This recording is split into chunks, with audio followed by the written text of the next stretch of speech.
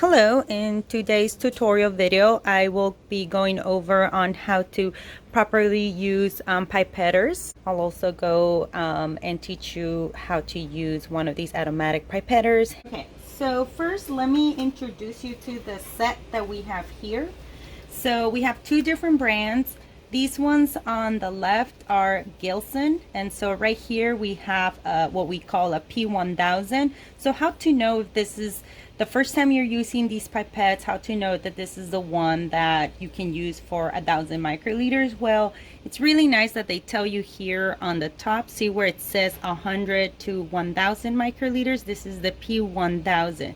So if you want to pipette anything between 100 microliters to 1,000, this is the one that you use. So how do you read it?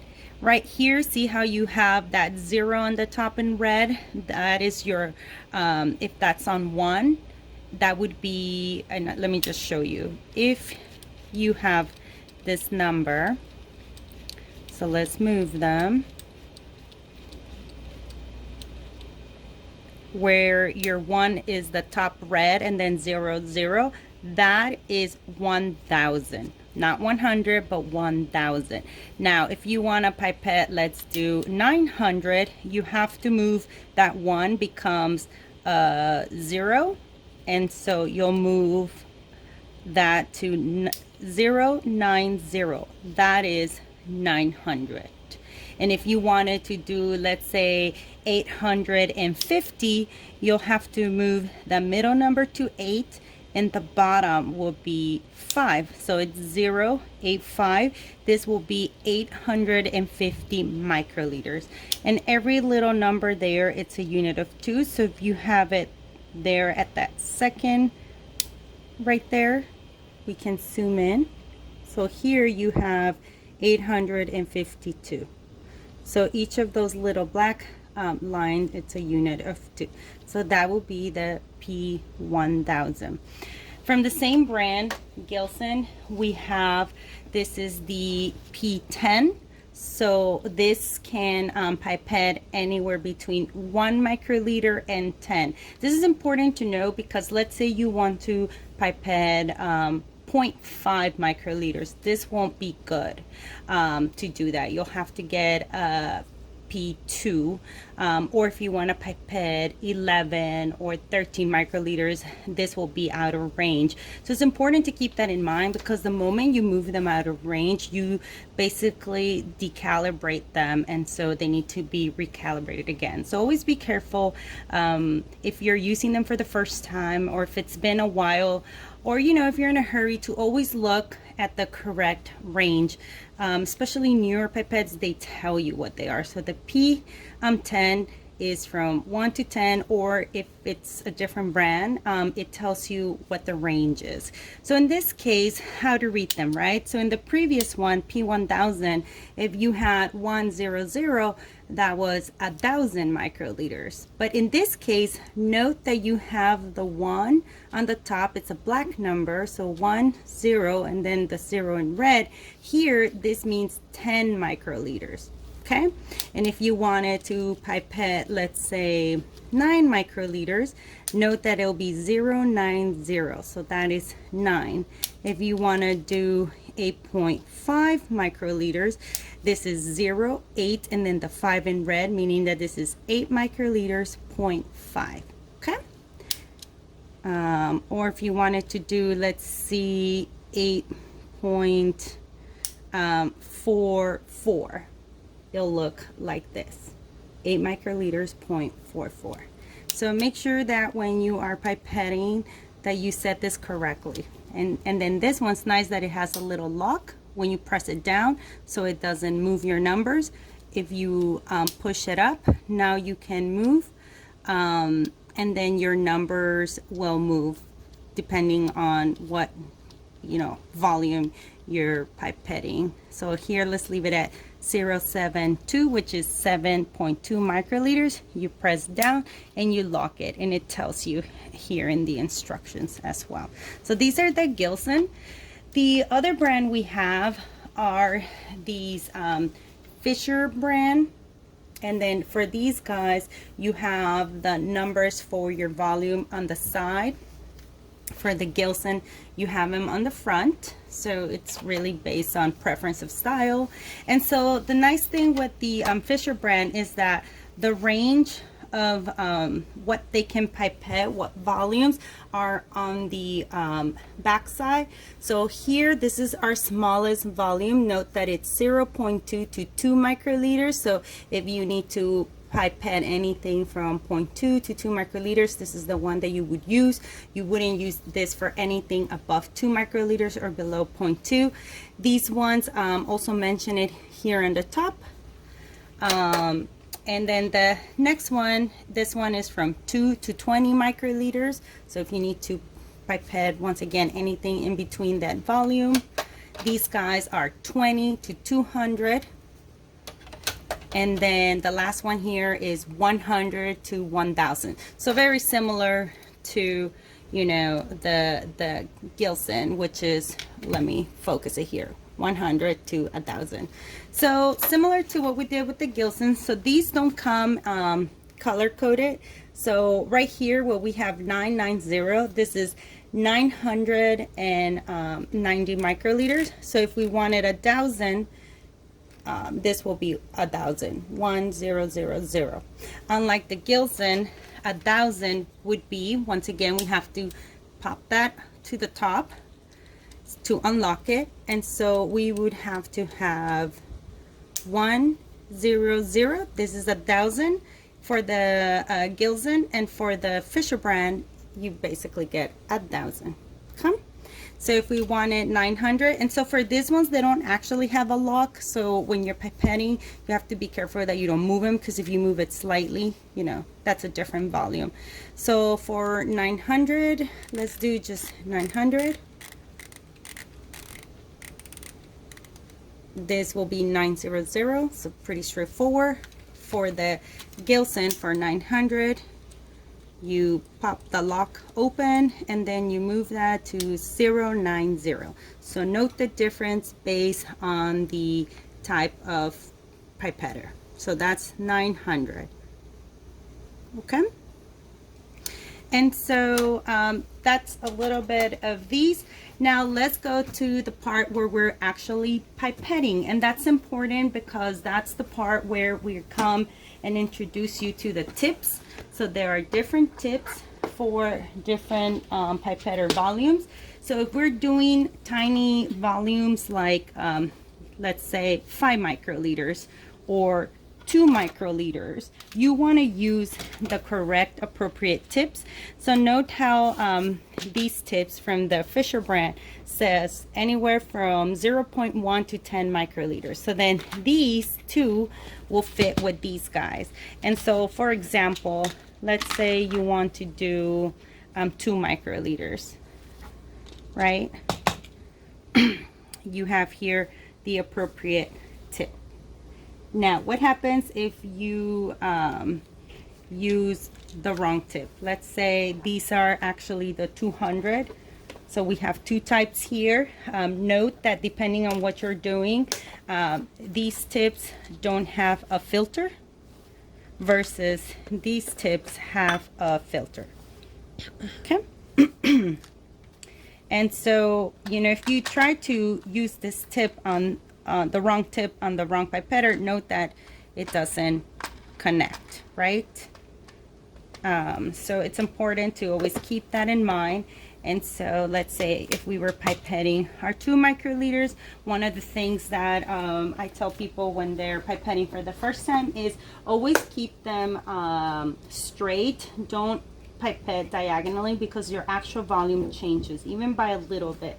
So always go straight into your fluid of interest and pipette up, and you can appreciate there that there is the fluid. Now let's do 7 microliters with the Pipetman Gilson. Once again, make sure that your tip is well adjusted. If it's loose, it's going to fall, you know, in the middle of your experiment. So make sure that it's not loose. You have your tip there. Another thing I want to show you guys is that there are 2 stops when you're pipetting. There's your first stop, and then there is a second stop. In this one, you can see that your first stop finishes right there. It doesn't touch that bottom, and your second stop completely touches that bottom side. See, so first stop, second stop. And this is important because when you're pipetting, let's say you want to aspirate 7 microliters, right? You go to the first stop. Now, once again, in a straight form, you aspirate up your volume. And so you can see here, there is your 7 microliters. And now let's go ahead and put them into a microcentrifuge tube, which I have labeled there. This is 7 microliters with the first stop. You can see it's a little drop. And then to make sure that you release your entire fluid, you'll want to press the second stop and pull out gently, okay? So now we're gonna move on to the larger volume pipette. So this is the P20 to P200. So that's the range, and I have it so it can take a volume of 100 microliters. So note that, once again, I mentioned this previously, there are different tips and it really does depend on your experiment. These don't have a filter in comparison to these guys. The ones that have filters are really nice. So let me put them like this. Are really nice when you're using it for cell culture, something sterile. Also, it's really nice if you are learning to pipette because it's very easy, especially if you're maximizing the volume, like in the P200 where you can aspirate too much if you forget that there are 2 stops, and that can go into the chamber of the pipette and ruin them. And so, you know, that's why these ones are nice. So that really just does depend on the lab and what you're using. So I was mentioning early that when you're pipetting, let's use this one, right, with no tip, we have 100. It's important that you realize that there are 2 stops. So in this one, you want to press gently, don't press too hard. You can feel the first stop, and then the second stop, you'll see that you have to use more force. So it goes 1, 2, and this is important because the first stop is to aspirate. The second stop is when you actually going to release, and then you quickly press on it and you gently pull out. And once you have pulled out the tip out of your tube, you release that plunger. So let's do this the correct way. You press to the first stop. Once again, you want this to be straight. You aspirate your volume, so you can see it here, right? That's 100 microliters. And we're gonna put 100 microliters in our microcentrifuge tube. So see if you can see that. And it basically, so see, I'm at stop 1. When you press the second stop, there's some bubbles, and make sure that you pull out gently before you release that plunger. Don't release the plunger inside, because if you do, let me show you what happens. Let me put this where there's a white background. Can you see it? Yeah. Okay, so let's say I'm at that second stop, right? And then I release as I'm pulling out, and look what happens. You actually drew some of that volume, and you don't want to do that. So you want to release the plunger once your tip is out away from the fluid. So here, that's 100 microliters. You see where that little line is that I drew? 0.1 mils, that's 100 microliters. Now, what happens if you forget that you should stop at the first stop and then go to the second stop, and then you aspirate volume, right? So you think you have 100 microliters. We put it on the tube, and look what happens. We're gonna go to the second stop to remove that, and if we compare these, look what happens. So this is the first one. Tube number 1 is the tube where we did the first stop on that plunger, and then look at tube number 2 where we actually went to the second stop and then aspirate it. See how there is a difference in volume?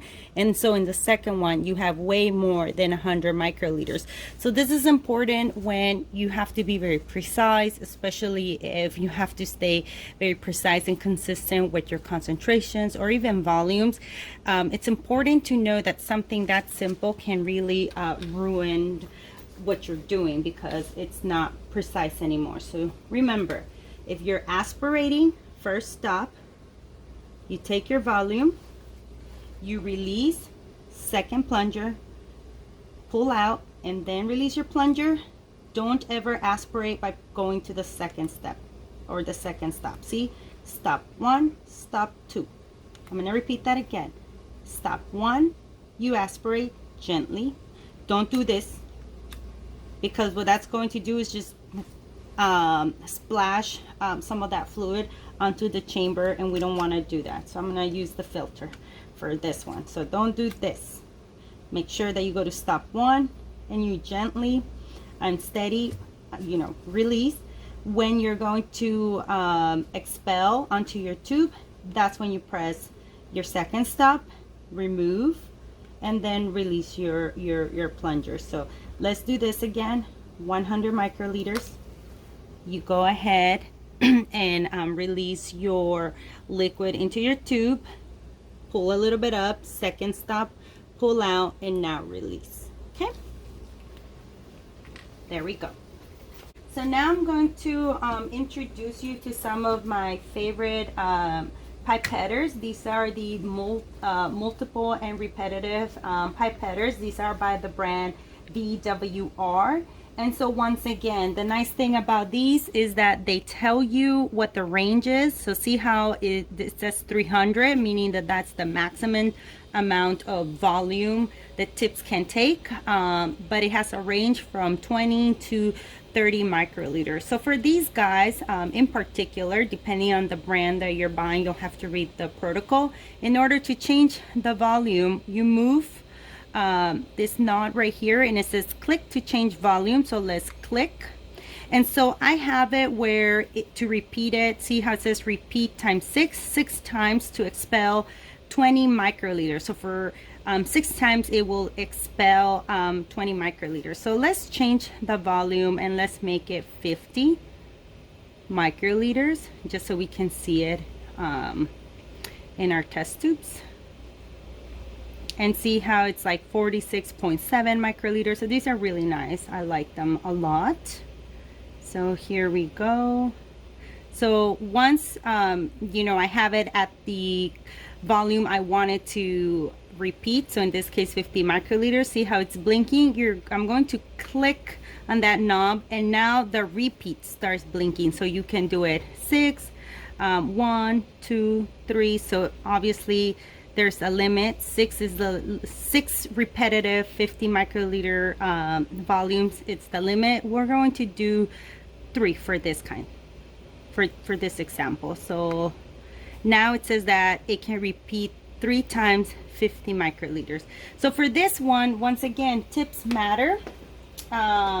So once again, we're using the P200 where it says, or the tips 200 microliters. That's the max these tips can take. So even though this pipetter can aspirate 300 microliters, these are not recommended for that volume. They just won't take that. So for these guys, the way how it works is that you have your solution of interest, you click, it aspirates, as you can see here. And then with these ones, they always take a little extra. So you want to release that little extra, and now it's going to dispense 50 microliters for 3 times. So I have here a tube, so it'll do 1, 2, 3, and then it makes a little noise telling you that it dispensed the last 50 microliter. But note that there's a little bit extra with these repetitive tips, and so that you just expel out. That's it. And then if you're ready to repeat whatever is it that you're aliquoting, you know, you click on it, discard, and then once you're ready,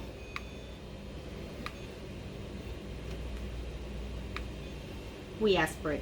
And so now remove that little extra, and then 1, 2, 3, and there's always that little extra volume that these aspirate. So that's important to know, because let's say you're doing a particular volume, right? You have to make sure that if you're going to be using, let's say 50 microliters, that you don't prepare 150 microliters, since it takes some extra. You want to add, let's say, maybe another 50 microliters more, so a total of 200 microliters, so you have that extra volume. Otherwise, once again, you're going to be adding a difference in volume, and that's going to increase your error in your experiment. So that's important to keep in mind. So I'm just going to dispense this here. Okay.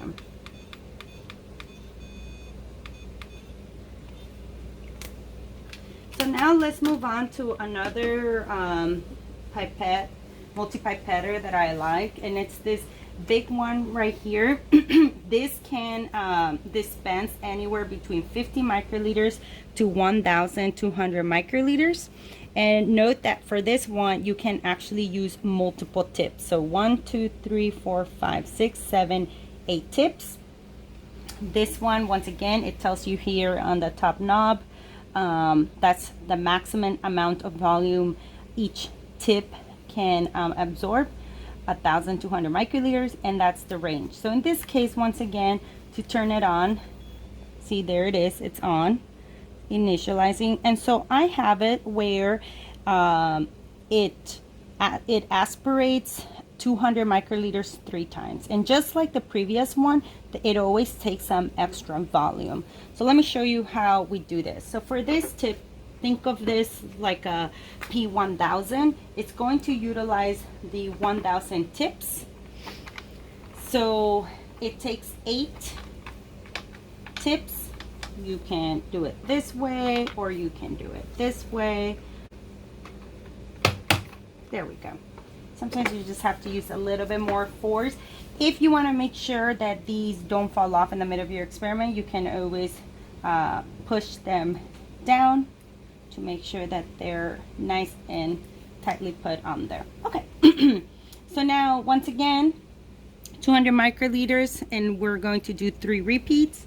So once you're ready, I really like using these little tubs to get the volumes that I want. And so you can see, you know, that it aspirated 200 microliters times 3. It always takes a little bit of extra, so make sure you quickly dispense that. And once you do that, it's ready to start dispensing your 200 microliters. So that is 1, 2, and 3. And same like the previous one, see how there's that extra volume. And so yeah, that's just extra. So once again, we have it on repeat for 3 times, 200 microliters. Make sure that when you're holding these straight, don't do this, that changes your volumes, so that you are, you know, when you aspirate, always have them vertically straight. Okay, so these are really nice, especially if you're doing 96 well plates, or you are, you know, pipetting multiple things all at once, so you're not doing one by one. So that is with these multi-pipettors. Now the last thing I want to show you are these automatic pipettors. These are usually used for larger volumes. The multi-pipettors and these pipettes are usually for, you know, up to 1,000 microliters or 1 mil. These guys are used for bigger volumes. So note here that I have the different tips for this. So, you know, these serological pipette tips. So here we have one that can aspirate 25 milliliters. So now milliliters. And you see here, you know, this one does up to 25 milliliters. And it also, on the other side, depending on how you like reading, some people take 25 mils, but they want to, let's say for each tube, let's say add only 2 mils. So then you read from 0 to 25, or you know, it also does it the other way. If 25, that's the way how you like to read. So I kind of like that you have options. So this is the 25 milliliter serological pipettes. Here we have the 10 milliliter Fisherbrand. And so once again, you have 0, 1, 2, all the way to 10, or on the other side, it starts at 10, 9, 8, and goes all the way to 1. Okay. We have here 5 mils, and same thing from 0 to 5, or from 5 to 0. Right, however you want to read these. And then these ones, this is a 1 milliliter serological tip, and this is what we use to aspirate things. One thing I want to bring your attention is that make sure that, at least in this case, see how it has this, our serological tips have this cotton right here. So that is kind of nice, because similar to the pipette tips that had that filter, it protects it. So one thing people do is that they'll leave their pipette and their tips, and if you leave it like this where it's in a angle, right, the fluid on the tip will run down and it can enter the chamber of your pipette and ruin it. So when you're done, a good habit to have is to immediately dispose of your tip in the waste bin. Don't let them sit like this. Otherwise that fluid goes in there and it really ruins the pipettes and also your experiments. Sometimes you have stands like this where you can leave them hanging like that. The only thing is that depending on what you're doing, you're exposing that wet tip to, you know, dust, particulates, things that can contaminate it. So, you know, small little things that do make a difference in your experiment. Same idea with these guys. I'm going to use this one as an example, the 5 milliliters. If you're using this for cell culture, you want to make sure that you open from the back part and not from the tip that you're going to be putting in your media. You don't want to be touching this part because you want to keep it sterile if you were doing cell culture. You know, if you're doing something at the bench, maybe it doesn't matter so much, but still good practice to keep in mind. And so let's aspirate 5 mils. So the top is for aspirating. Once again, when you're using all these tools, make sure that you're not excessively aggressive with them. If you're going too fast, you know, and it's touching that cotton swab, you want to be careful, because if you aspirate it similar as these pipettes, it's going to get, there's a filter here to protect it, but you know, you don't want to get it in the machine where it's actually going to ruin it. So always be careful.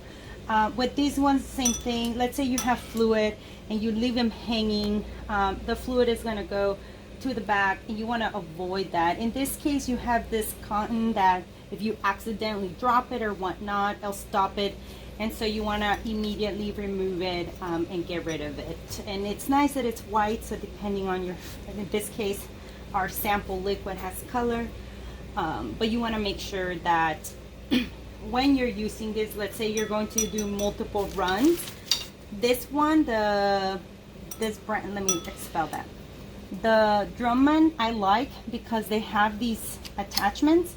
So with the attachment, you can set it up like this on your bench. So see how it's in a diagonal where the tip is facing down, because the fluid is going to, you know, move down towards gravity, right? You don't want any of these to be facing like this where the fluid is going to, you know, go into your actual machine and ruin them. So if you had some, if you're doing washes, you can sit them like this, have something on your bench where if there's a drop, there's always, you can see there's a little drop that spill.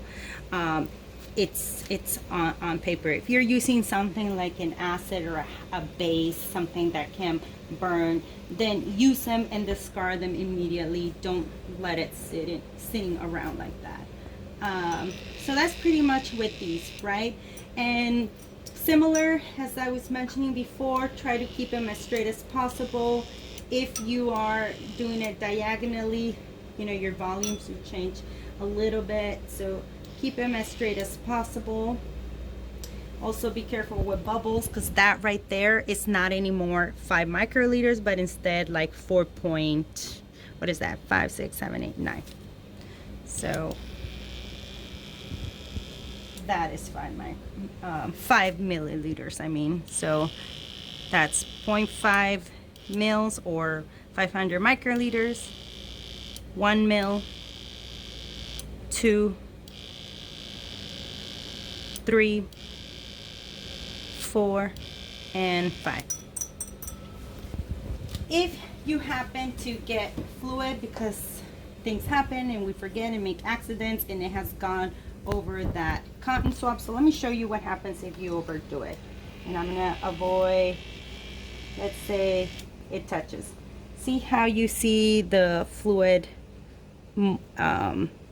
touching that cotton? Mm-hmm. Then you want to change this. You don't want to reuse that, because if you keep on doing it, it's just going to go up and into your automatic pipetter, and you don't want that, right? So then sometimes it happens where, another thing that I've seen people do, and it's a big no-no, is that once they've used the tip, their serological tip, they do this. Absolutely not, because let me show you with this one that it's a new one. If you do that, and let's say if you used it and there's always a little bit of residue, what is going to happen? Gravity is going to pull that down. It's going to go into your automatic pipetter, and you really want to avoid that. If that does happen, these guys have a filter that you can actually remove, and this is something that you have to ask in your lab to have extras to clean them. So how you remove them is, so let's say you need to change the filter in here because you accidentally aspirated some of your solution. So you unlock it like this. See how it moves? And then you move this part. And so note that here's where your tips go. And so this right here is the filter. Okay, this is the filter that we use. And so you can usually order these from the same company, and they sell it to you in like big packages, and get rid of that. And so to put it back, you just put it in here and then lock it, and then you're ready to use it. And that's basically it. Some of the basics of when you're using pipettors, multi-repeated pipettors, automatic pipettors.